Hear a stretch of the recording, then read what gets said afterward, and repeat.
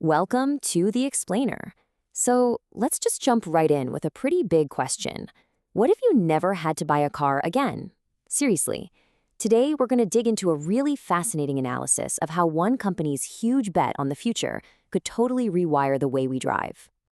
And yeah, that really gets to the heart of it, doesn't it? I mean, are we actually heading towards a future where you subscribe to a car instead of buying one? We're about to explore a concept that could, and I mean this, fundamentally change our relationship with driving forever. Okay, so how would this even work? Well, it all starts with a huge shift in how we think about cars. Seeing a car not as a thing you own, but as a flexible service you just use. Right, and this model has a name. It's called Car as a Service, or CaaS for short. Honestly, the easiest way to get your head around it is to think of it like Netflix, but for your car. You just pay one monthly fee, and boom, that covers the vehicle, the insurance, and all the maintenance. And the best part? No more of those dreaded out-of-nowhere repair bills. That's a huge deal. So, who could actually pull something like this off? I mean, especially in a market as massive and complex as India, right?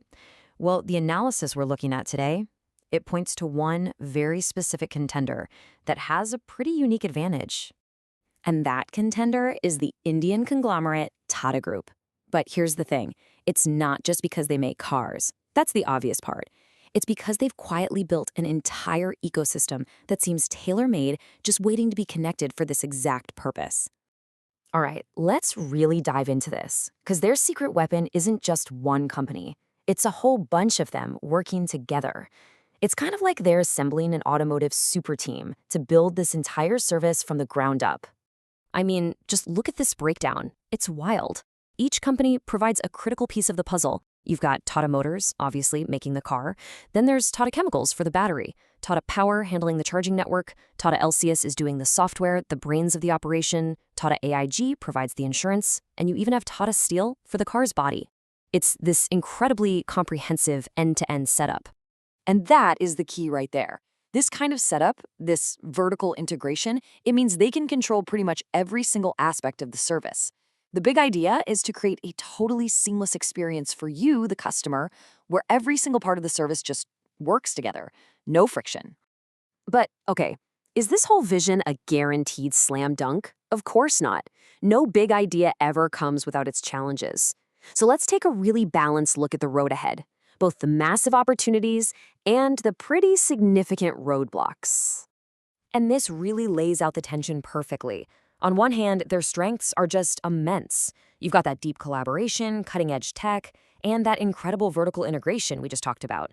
But on the flip side, trying to coordinate all those moving parts, that's a monumental challenge. Plus, they're up against global competitors in a market that changes, practically every single day. Okay, so let's shift gears a bit. How does all this translate into real-world options for you and me? Like, what would it actually feel like to subscribe to a car? Because the future we're talking about here isn't some one-size-fits-all deal. Just imagine choosing a car plan the same way you choose your mobile phone or streaming plan today. Something that's perfectly tailored to your life.